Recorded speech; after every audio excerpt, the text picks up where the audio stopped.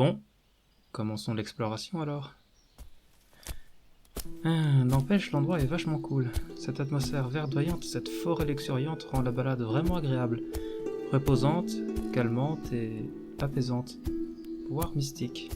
C'est étrange. J'ai vraiment l'impression de limite faire un voyage en introspection, où je revis des moments forts, doux. Ah, c'est flippant un peu. Ça par contre, c'est moins rassurant. Manquerait plus que j'aperçoive une manifestation de la personnification de l'enfance juste devant moi avec un timing digne des pires mauvais films d'horreur. Ah, le truc de fou quoi.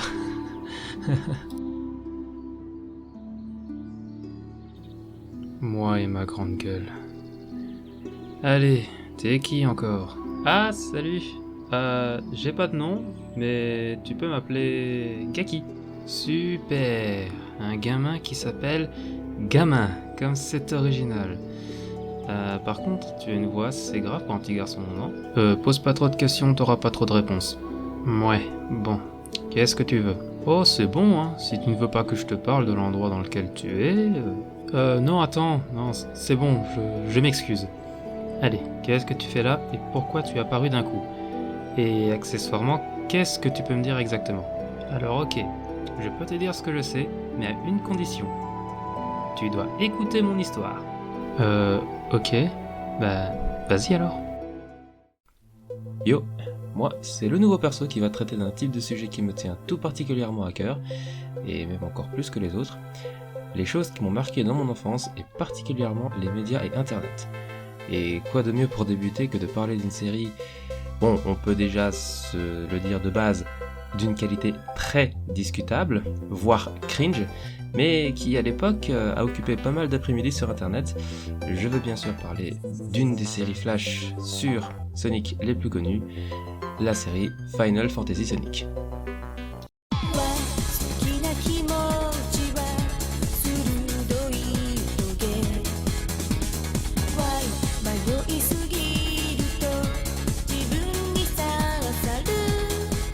Ah, je suis sûr que ça a dû raviver des souvenirs à certains.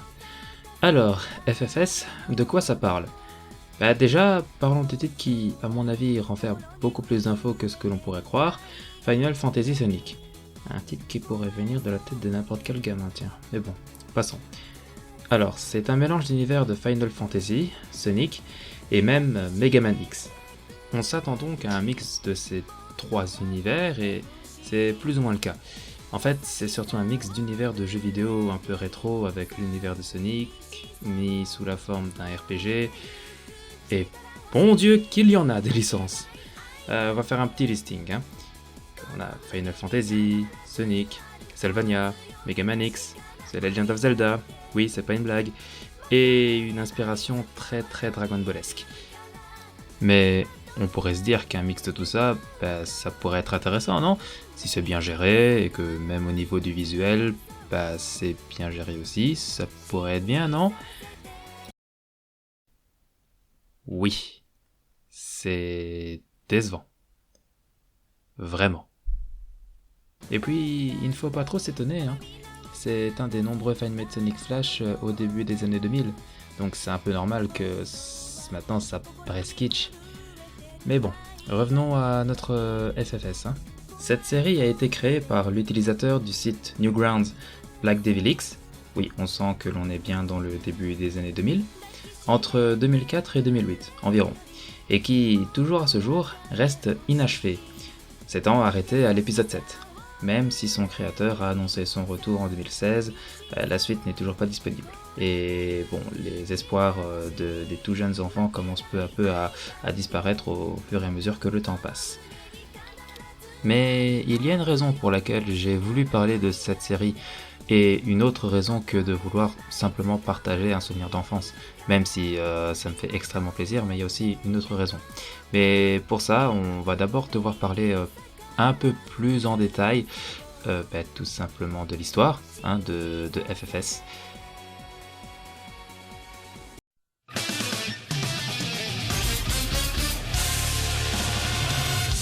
Alors, l'histoire commence par une petite séquence où on se rend compte qu'un personnage du nom de Soma Cruz, oui, le même que dans Castlevania, cherche à échapper à sa capture par un dénommé Kane.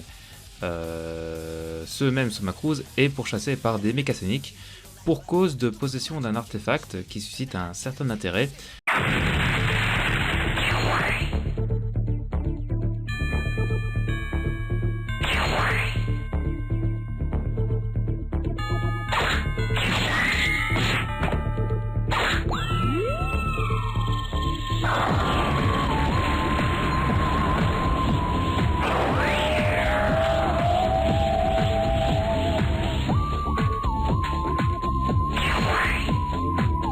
En gros, c'est une épée qui semble être assez spéciale. Ça ressemble étrangement à celle de Cloud. Wink wink. Alors, il finira par être pris au piège, mais avant sa capture, il décide d'envoyer cette épée dans un autre monde.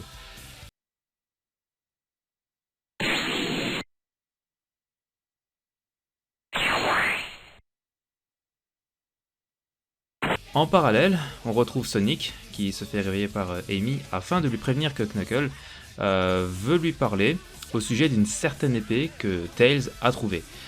Est-ce que c'est la même épée? Encore une fois, wink wink. Alors, sur le chemin, il fera face à Shadow qui lui demandera de l'affronter. Et en gros, bon, c'est juste, on va dire, un prétexte pour introduire le système de combat RPG qui se basera sur toute la série. Combat très facile d'ailleurs.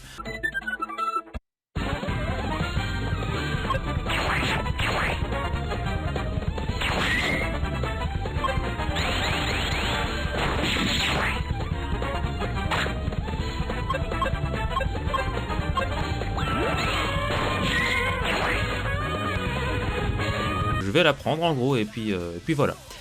Enfin bref. Et c'est là que l'on a la fameuse révélation, le Big Reveal. Cette épée, eh ben c'était la fameuse épée que Soma avait envoyée auparavant. Oui, Big Reveal, je dis. Mais que de rebondissements, à peine l'épée acquise, Shadow revient en catastrophe en avertissant que Amy avait été enlevée. En panique, tous les amis de Sonic décident d'aller la secourir. Et c'est là que Sonic et Shadow vont faire face à une espèce de soldat venant de l'univers de Mega Man X. Oui, bon, vraiment, c'est à partir de là que ça part un peu dans tous les sens. Et par sens, je veux dire univers, quoi. Littéralement à peine 10 secondes d'histoire. Mais bon, bref, passons. Alors l'histoire vous proposera un combat en team-up avec Shadow, que vous allez perdre d'office. Oui, c'est nécessaire. Et en fait, c'est à partir de cette défaite que l'histoire commence vraiment. Sonic va se réveiller et apparemment soigner de ses blessures, pareil pour Shadow, avec la sensation d'avoir un nouveau corps, aux côtés de Zero et Mega Man X, deux personnages emblématiques de la licence du même nom.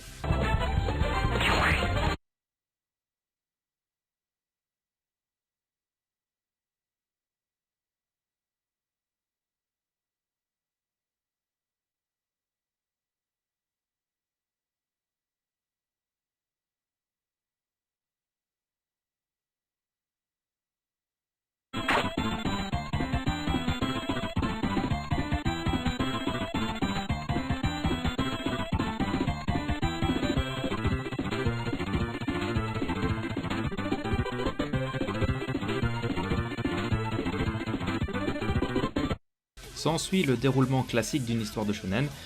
Vous savez, entraînement avec le nouveau corps, la fille à aller secourir, le rival aussi qui nous accompagne, etc. Enfin bref, c'est déjà du vécu.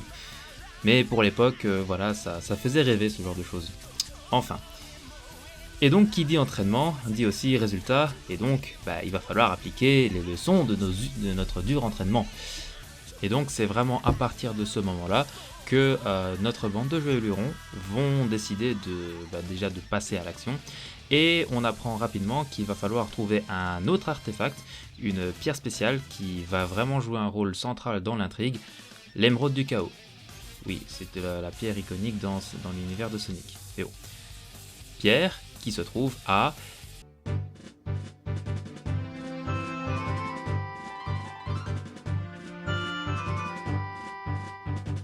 Hyrule.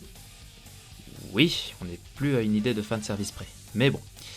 Cependant, nos héros seront poursuivis par un Mecha Sonic qui semble avoir été envoyé au service de Kain.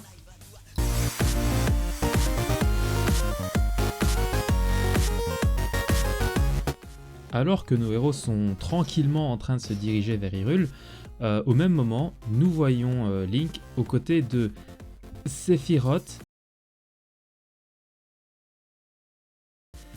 C'est une version Sephiroth de base de Final Fantasy, mais mégamanisée, si je puis m'exprimer comme ça, envoyé de base pour espionner les agissements de Kain.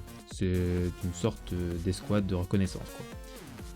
Une fois arrivé à Hyrule, Sephiroth informe nos héros sur la légende autour de l'épée de la destinée et de la pierre du chaos. Oui, parce que tout ça semble être accompagné d'une espèce de légende qui va être l'un des fils moteurs de l'histoire.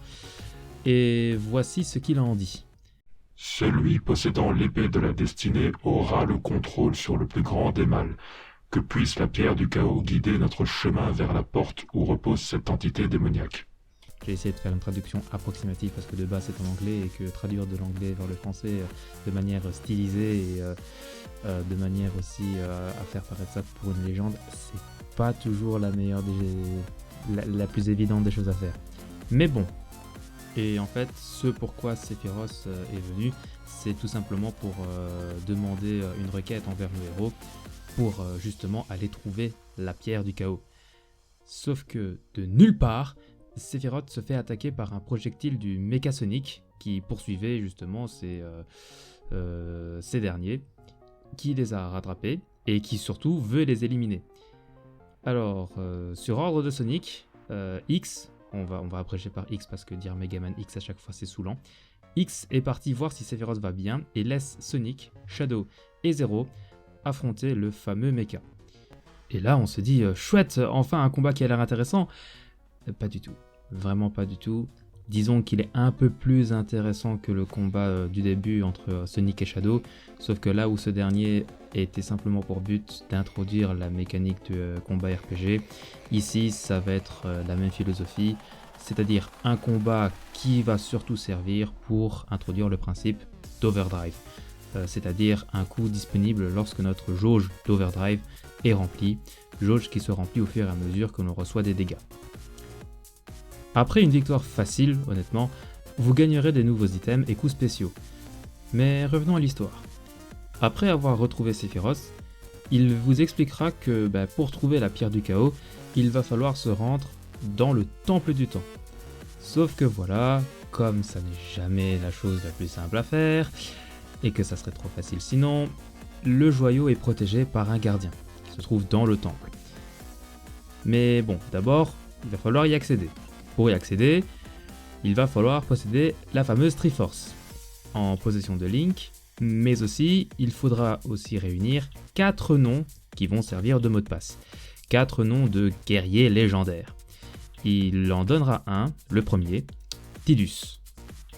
Nous sommes donc partis au marché d'Hyrule, plus précisément, pour une mission de reconnaissance pour des informations sur les noms de ces fameux guerriers légendaires. Alors en fait, ça c'est une idée que je trouve quand même très intéressante parce que mine de rien, ça sort un peu du cadre du jeu RPG de base, mais surtout c'est que pour faire cette fameuse recherche, c'est fait sous la forme d'un point and click tout autour d'une image du marché d'Hyrule. On va pas se mentir, assez moche, très très pixelisé, mais tout de même c'est assez... Je salue cette idée. Avec en plus une petite touche d'humour de la part du développeur disant que la touche tab serait désactivée et que du coup voilà, ce sera pas spécialement possible de pouvoir tricher avec. Voilà, ça c'est une information que je voulais laisser quand même, parce que c'est marrant. Enfin, après avoir trouvé les 3 autres noms qui sont Auron, Wakka et Cloud, des personnages de la série Final Fantasy, on retrouvera Link qui, sur un ton assez hautain quand même, vous aidera à aller dans le temple, mais il va d'abord vérifier si on a les capacités suffisantes pour s'y rendre. Mais bon, bref. On se rend au temple, on implémente le mot de passe, qui se consiste simplement en les initiales des 4 noms des guerriers, mis dans l'ordre alphabétique, donc c'est-à-dire A pour Auron, C pour Cloud, T pour Tidus et W pour Wakka. Donc ça fait ACTW. Oui, voilà. Merci, vous êtes des génies.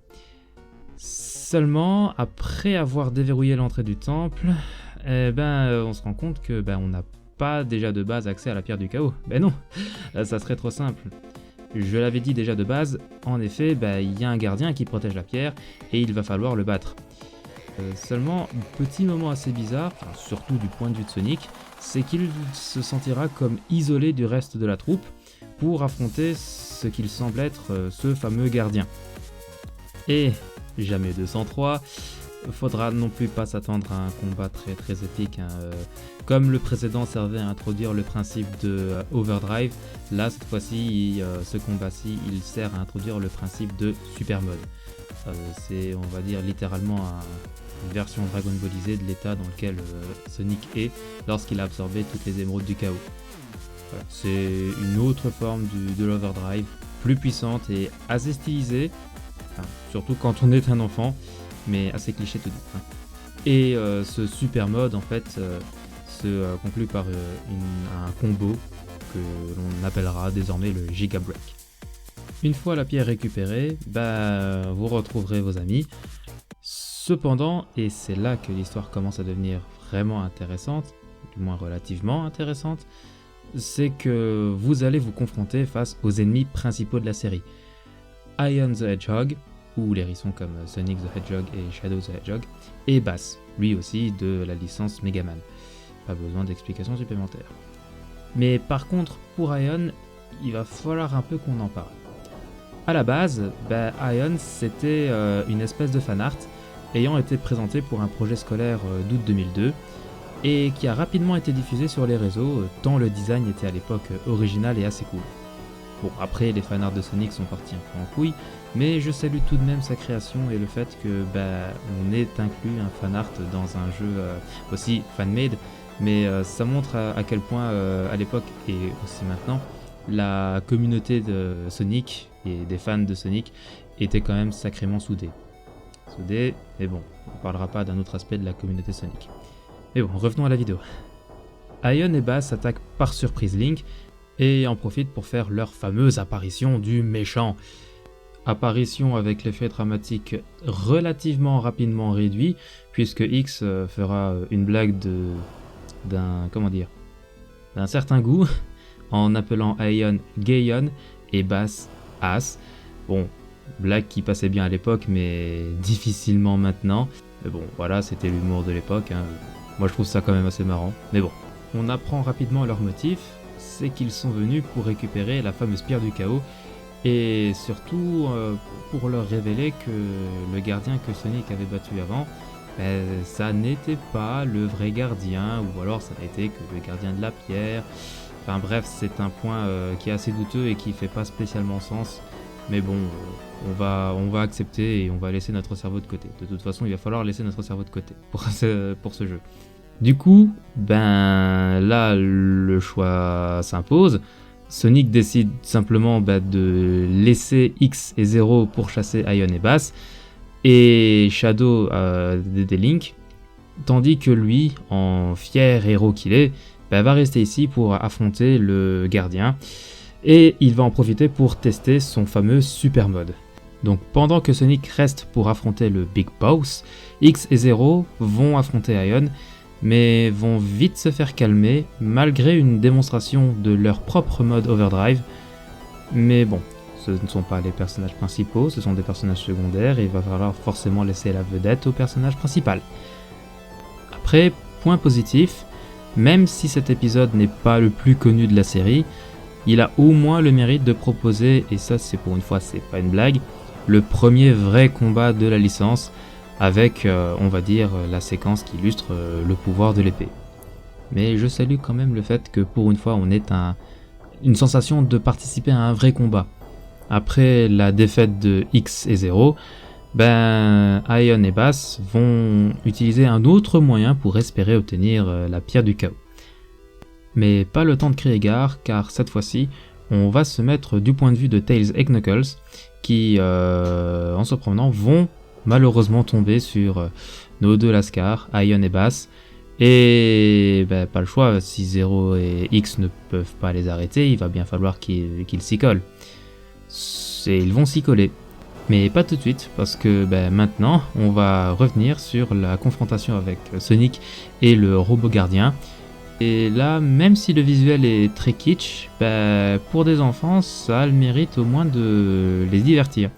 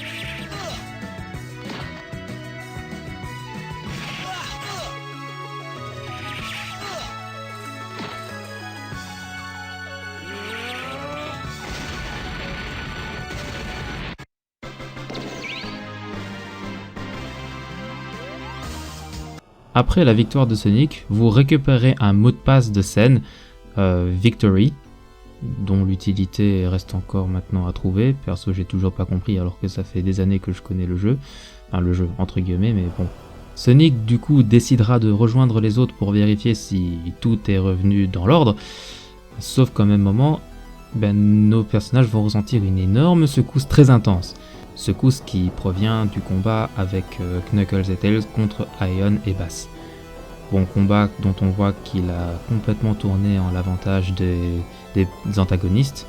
Knuckles et Tails ne peuvent rien faire.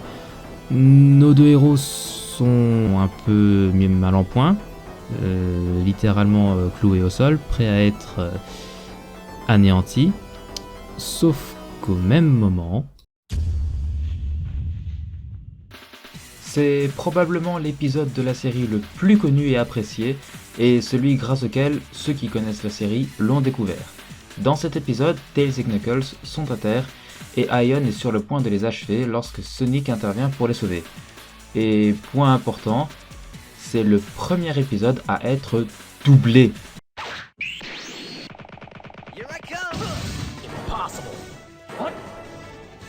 Tails, Knuckles, are you guys alright?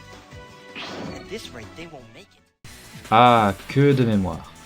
S'ensuit le combat le plus iconique de cette série, où le système de RPG est le plus abouti, je trouve, avec une vraie sensation d'affrontement. Et si je n'ai pas pris la peine de développer les autres affrontements, c'est en grande partie à cause de leur intérêt, on va dire beaucoup plus scénaristique que pour leur game design et leur gameplay. Ils sont plus là pour habituer le joueur au système de jeu et aux différentes options qu'il pourra mettre à profit. Celui-ci, en revanche, mérite que l'on s'y attarde car je n'ai pas peur de dire que, dans l'état actuel des choses, c'est LE point culminant de la série. Et étant donné son état d'arrêt, on ne peut pas vraiment en dire plus. Après une série de dialogues qui reste une masterclass, ou alors c'est la nostalgie qui parle, mais en tout cas, ça me fera toujours quelque chose de l'entendre. Tails, Knuckles, are you guys alright? At this rate, they won't make it. Blue Hedgehog, I am impressed. You've made it past the guard. Now hand over that sword and stone. This doesn't look good, Sonic. Their wounds are too serious. I see. Shadow, please, get them out of here. What about those two? I'll handle them. Handle us? I admire your persistence, Hedgehog, but you're mistaken if you think you can beat us. What? I know I can beat you. Let's go. You're finished. All right, Hedgehog. I'm through playing games. All right. Then let's get this show on the road. S'ensuit l'affrontement entre Sonic et Ion, et décortiquons un peu. En termes d'interface, vous avez comme tout RPG la jauge de mana et de HP de Sonic, ainsi que votre jauge d'Overdrive en rouge et Giga Break en jaune. Pour Ion, vous apercevez uniquement sa barre d'HP et une barre de statut, qui sera détaillée juste après. A noter que suivant le mode de difficulté que vous pouvez choisir au menu principal, ce qui est aussi une nouveauté d'ailleurs, vous commencerez avec ou non des avantages. Par exemple, en mode facile, votre barre de OD sera remplie à fond et le statut d'Ion sera calé sur Weak, faible en anglais. Tandis qu'en mode hard, rien de tout ça ne vous sera accordé. Ensuite, vous avez le choix entre 4 options: attaque, man, space et item. Pour chaque option, vous allez avoir une diversification de possibilités, toutes plus ou moins avantageuses selon la situation. Attaque contiendra les choix Sonic Combo et Spin Dash, des attaques standards qui servent principalement à réduire les HP d'Ion, dont voici des extraits. You're finished! Let's go!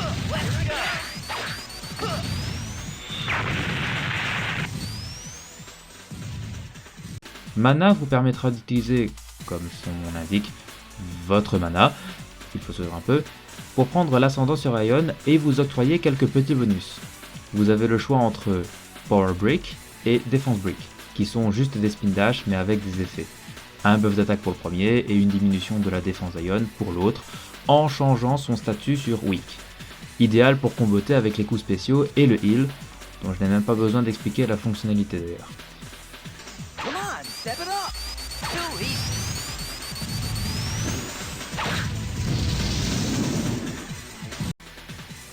Space, donc Special, justement, les coups spéciaux, parlons-en. Hormis l'Overdrive et le Giga Break déjà connus, dont on voit ici des extraits, Ready when you are. Now I'll show you!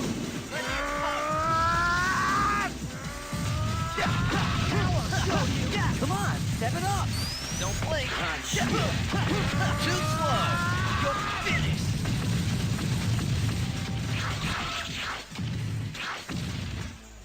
I'm not done with you yet.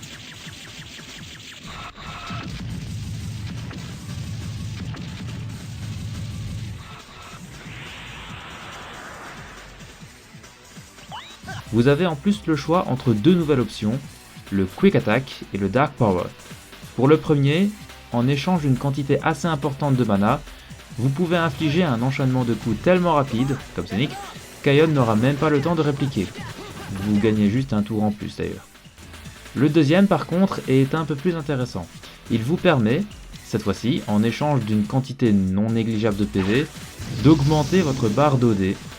Il est donc à utiliser avec prudence car les coups d'Ion n'ont pas tous le même taux de dégâts et vous pourriez rapidement être dans une situation critique où les PV manquant, vous ne pourriez pas avoir le choix que de défendre et si vous gérez mal votre combat, vous finirez par perdre car Ion ne sait qu'attaquer et il possède bien plus de PV que vous. Enfin, ça serait un problème si vous n'aviez pas accès à des items qui vous permettront de sortir de situations complexes. Or ici, vous avez le choix entre les produits suivants. Potion x2, qui heal la totalité de vos PV. Ether x1, qui restaure la totalité de votre mana. Elixir x1, qui restaure les deux à fond.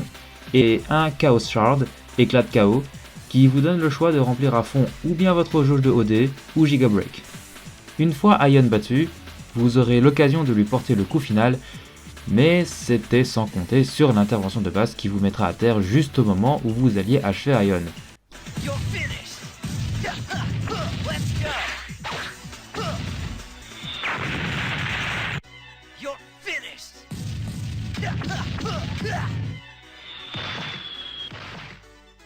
This one's for Tails!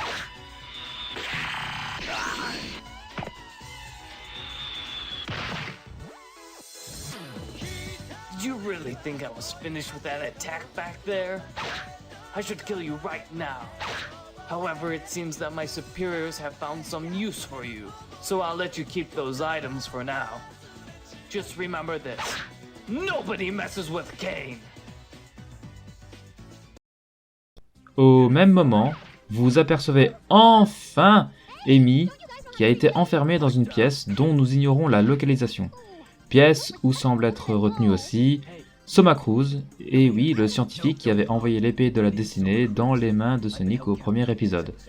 Soma qui rassurera Amy de ne pas être alarmée en lui disant qu'il est là depuis l'épisode 1. Oui, il va bien de casser le 4e mur et en y repensant, c'était bien ma première expérience avec ce trope. Il lui racontera alors ce qu'il sait à propos de la légende, de l'épée, la pierre et la porte. Rien d'inconnu, c'est plus un reminder. Mais il ajoute une information capitale, il connaît la localisation de la porte de la destruction, dont l'endroit est coupé par un cliffhanger scénaristique. Mais revenons à notre hérisson. Vous vous réveillerez ensuite, mais les yeux fermés, vous entendrez une conversation autour de vous, se rassurant de votre état, et le moment où vous allez pleinement reprendre conscience de votre esprit sera au moment où vous entendrez quelqu'un voulant vous enlever vos chaussures. Bande de dégueulasses, on est sur un jeu tout public, pas sur DeviantArt. Enfin, vous apercevrez que votre état est nickel et que Tails et Knuckles sont plus chauds que jamais grâce à la même procédure qu'avait subi Sonic à l'épisode 1. Tout ça grâce à une fille nommée Sielena, qui est totalement luminée de Mega Man X d'ailleurs, le créateur ajoutera une petite remarque de total battage de couilles, enfin bref.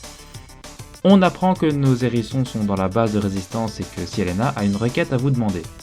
En effet, il semblerait qu'elle ait envoyé une escouade de reconnaissance dans une zone forestière suite à la présence d'une source d'énergie étrange jamais enregistrée. Vous décidez de vous y rendre avec Shadow, juste après que Sielena vous ait demandé de laisser l'épée pour des recherches. Vous vous retrouvez dans la Mecha Jungle Zone, au passage encore un procédé qui montre que cet épisode est vraiment abouti, où Shadow vous reprochera d'être perdu. S'ensuit le move le plus stupide de Sonic, en voulant faire le malin, il joue avec la pierre du chaos et la perd à cause d'une espèce de méca faucon géant. S'ensuit une nouvelle mécanique de jeu où vous allez tenter de récupérer la dite pierre par une espèce de QTE où vous allez utiliser les flèches directionnelles et la barre d'espace du clavier. En voici un extrait. We're in the middle of the jungle. There's no one around for him. What the? Hey! It's gone! That thing stole it! You see what happens when you don't listen? Ah, shut up, Shadow. Just help me get it back.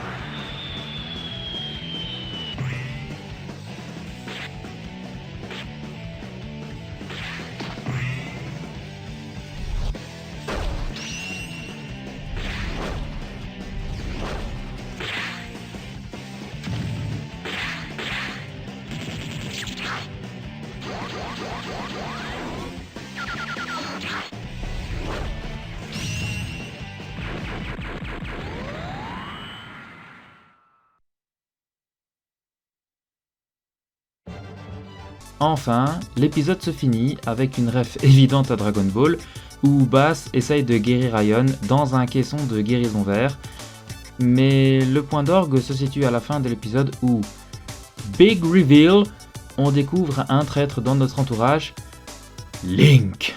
Now that we know what the Stone of Chaos is capable of, there's no need to take it from him right away.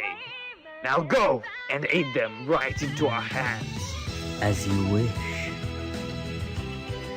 Master. Bon, cette rubrique va être un poil plus courte que les deux précédentes, vous allez très vite comprendre pourquoi. Bon, revenons à notre histoire. Sonic est toujours en train de tomber, et après un enchaînement d'acrobaties, réussit à récupérer son corps, vantant un peu les mérites des capacités de son corps. S'ensuit une discussion assez comique, je trouve, entre Sonic et Shadow, permettant de ralentir le rythme de l'histoire et qui ajoute un peu de légèreté. Légèreté qui sera essentielle à la vue de ce qui va suivre. En effet, nos deux hérissons découvrent un véritable bain de sang, celui de l'escouade envoyée par Sielena. Heureusement, il reste une personne qui semble être partiellement en vie et qui informe que toute l'escouade a été piégée par une seule personne qui les a coupés, massacrés, et j'en passe. Un vrai trauma, mais qui en même temps réussit à informer nos héros qu'ils avaient réussi à le trouver, trouver quoi? On ne sait pas, puisque sans crier gare, une silhouette inconnue l'achève.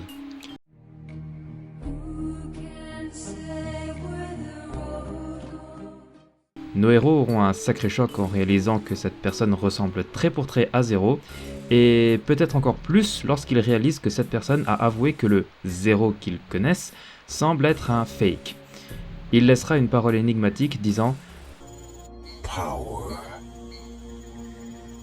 It all comes down to power. » Et là, eh bien, c'est la fin. Pas la fin uniquement de l'épisode, mais également la fin de toute la série. Comme je l'avais dit plus tôt, cette série est restée inachevée malgré des sempiternelles rumeurs de retour depuis 2016. Donc on est en 2022 à l'heure où je tourne la vidéo, et je doute que l'on ait un jour la suite et surtout la fin de cette série. Enfin bon, c'est la vie. Mais du coup, après ça, après tout ce que l'on vient de voir, on peut se poser la question, est-ce que cette série était-elle aussi bien ou que la nostalgie le fait croire? Alors, cette question sera vite répondue. Non! C'est vraiment pas bien! Même en y mettant de la bonne foi, on ne peut pas dire que c'était génial. Au mieux passable, bon, surtout l'épisode 6 qui sauve la mise, mais malgré tout ça, la série de base est bourrée de clichés, d'implémentations d'univers qui s'entrechoquent sans aucune cohérence, et l'auteur semble s'éparpiller au fur et à mesure que son histoire avance. En fait, on peut carrément faire une liste de tous les clichés utilisés. Le coup de la prophétie qui va être la clé de voûte de toute l'intrigue et dont le héros semble être l'élu.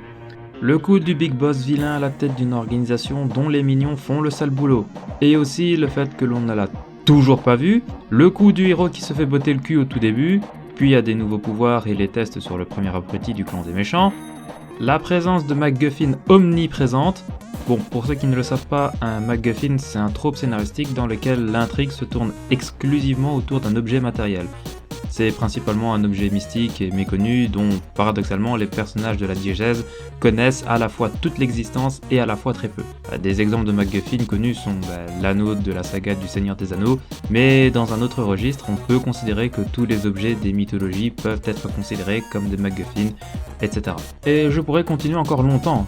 Après, bon, il n'y a pas de mal à utiliser des clichés, hein. Ce sont des tropes, donc des procédés scénaristiques quelconques. Encore une fois, il n'y a rien de mal, mais le problème, encore une fois, c'est leur utilisation. On dirait que c'est écrit par un gamin de 10 ans qui a regardé 10 000 trucs et qui veut mettre tous les procédés qu'il a observés et trouvé cool dedans. Néanmoins, je suis mauvaise langue. Il y a quand même de bonnes idées et pas uniquement que dans l'épisode 6. Par exemple, le système de mot de passe secret qu'il faut trouver en inspectant une image, c'est vraiment pas mal, et au moins ça permet d'un peu diversifier le gameplay et de maintenir le joueur. Il y a aussi, et ça c'est plutôt extradigétique, mais la volonté d'avoir un opening différent pour chaque opus, pour appuyer le fait que l'on se trouve sur une véritable série et pas sur un jeu en continu, exactement à la Final Fantasy. Mais l'idée n'est pas mauvaise en soi. Aussi, l'idée de vouloir adapter un personnage très connu de la fanbase à l'époque est très respectueuse, et assez mignonne je trouve. Ça fait vivre la fanbase et c'est toujours excitant de voir des persos que l'on ne connaît que d'illustration être intégrés à un projet complètement personnel. Et puis, ça fait toujours aussi plaisir de voir qu'au fil des jeux, on a une vraie évolution graphique, sonore et en termes de gameplay. Mais bon, globalement, ça reste pas terrible. Mais bon, j'aimerais poser une petite question. Est-ce qu'au final, c'est mal que ça ne soit pas si terrible que ça? Ce que je veux dire par là, c'est très simple. Si aujourd'hui, à la vue des standards de maintenant, cette série semble pas terrible, pourquoi, malgré tout, les gens qui y ont joué en ont un si bon souvenir? Ce n'est pas une question si facile que ça à répondre, mais je vais tâcher de donner mon avis. Tout d'abord, un point important, c'est un jeu qui a réussi à entraîner pas mal de personnes. On s'y amuse et surtout on se laisse facilement guider grâce, ou à cause, à toutes ces références. Oui, on pourrait limite parler d'easter eggs à certains moments. Et paradoxalement, ce plus grand défaut, à mon sens, est ce qui fait sa plus grande force. Oui, les gamins adorent voir tous leurs personnages favoris dans un même scénario et tant pis si ce n'est pas du Tolkien. C'est cool. Et puis ça donne aussi envie d'aller explorer d'autres univers. Perso, avant d'y jouer, je ne connaissais absolument pas Final Fantasy et The Legend of Zelda. Ça m'a permis très tôt de m'orienter vers ces univers que je ne regrette absolument pour rien au monde, de par le biais d'un héros de mon enfance. Ensuite, un autre point et, à mon sens, le plus important, c'est du fan-made made in internet. Ce que je veux dire, c'est que c'est pas un jeu que tu peux retrouver dans n'importe quel magasin ou acheter sur une quelconque plateforme de jeux vidéo en ligne. En bref, c'est pas facilement accessible. Et en fait, faudrait vraiment avoir de la chance pour tomber dessus par hasard. Début des années 2000, si tu voulais jouer sur internet, c'était en grande majorité des jeux flash indés, faits sans doute par des nouilles, mais alimentés par la flamme de la passion. Oui, c'était des nouilles bien chauffées. Bon, après, je suis mauvaise langue, parce que bon, pour l'époque, il y a quand même de sacrés bons trucs. Mais là où je veux en venir, c'est que si tu voulais du contenu, fallait déjà t'intéresser un minimum sur l'univers que tu cherchais. Pas de contenu promotionnel ou autre mise en avant, que des rabbit holes, comme diraient nos amis anglo-saxons. Et c'est avant tout ce point-là qui m'a motivé pour faire cette vidéo. Oui, le jeu est pas ouf, mais on s'en bat les couilles. Le plus important, c'est la ferveur du développeur, la passion qu'il a animée pour nous créer ce jeu et avant toute chose, le partage. À une heure où on a de plus en plus de contenu vidéoludique un peu codifié je trouve, avec à chaque fois les mêmes choses, ça fait du bien de savoir au moins d'où l'on vient. Après je peux paraître un peu boomer en disant ça, mais je vous rassure, je ne critique pas vraiment tous les jeux récents. Au contraire, mon jeu vidéo préféré de tous les temps est sorti en 2015. Et c'est très clairement pas le meilleur jeu avec de très grosses failles, mais c'est pas grave. Si je devais conclure toute cette vidéo par un petit message, ça serait plutôt « Soyez passionnés ». Faites comme Black Devil X, amusez-vous avec votre licence. Faites des trucs loufoques mais géniaux, innovez et inventez. Parce qu'à l'heure où on voit beaucoup plus les profits, les choses qui marchent le mieux, qui pourraient plaire au plus grand nombre, etc. C'est bien de se remémorer qu'à la base, il y a eu des gars passionnés derrière qui sont à l'origine de tout ça. It all comes down to passion. Merci d'avoir pris le temps de regarder ma première et surtout ma grosse vidéo. Je pensais pas que je prendrais autant de temps à la monter. Parce que vraiment au départ je voulais pas faire une vidéo très très courte, je voulais vraiment faire un truc bien. Au final ça a pris beaucoup plus de temps que je ne le pensais, d'autant plus que j'ai eu pas mal de sauts de motivation et même de perte de motivation, enfin bref ça a été très compliqué, d'autant plus que maîtriser les outils de montage etc ça a été pas évident, mais bon finalement elle est sortie à temps. Enfin, attends, je ne me suis pas imposé de délai, mais bref, vous avez compris. Enfin, tout du moins, j'espère que ça vous aura plu. N'hésitez pas à me dire ce que vous en pensez. Pour ma part, moi, je pense que je suis quand même assez mitigé. Il y a des choses que j'aurais largement pu mieux faire, et c'est aussi un peu le problème quand je monte la vidéo sur beaucoup plus de temps. C'est que on n'est plus dans la même optique et on a des mécanismes de montage différents. Mais bref, j'espère que cette vidéo vous aura plu et on se retrouve la prochaine fois pour la prochaine vidéo, et cette fois-ci je vous rassure, elle sortira beaucoup plus vite. Allez, prenez soin de vous et je vous fais de gros bisous. Salut!